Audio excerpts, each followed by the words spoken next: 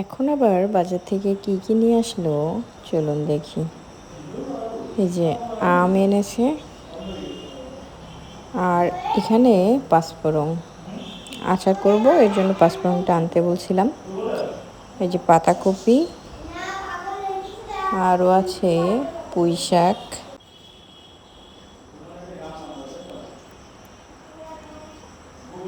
তারপরে এই যে কচু আর পটল আছে এতে, আর এতে আছে কাঁচা ঝাল। এগুলো হচ্ছে ঝিঙে, ঝিঙে সাথে চিচিঙ্গেও আছে, বেগুন আনছে, মিষ্টি কুমড়া, তারপরে হচ্ছে যে এটা পেঁয়াজ।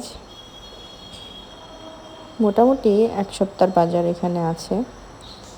ভিডিওটি ভালো লাগলে অবশ্যই লাইক, কমেন্ট, শেয়ার করতে ভুলবেন না। আল্লাহ হাফেজ।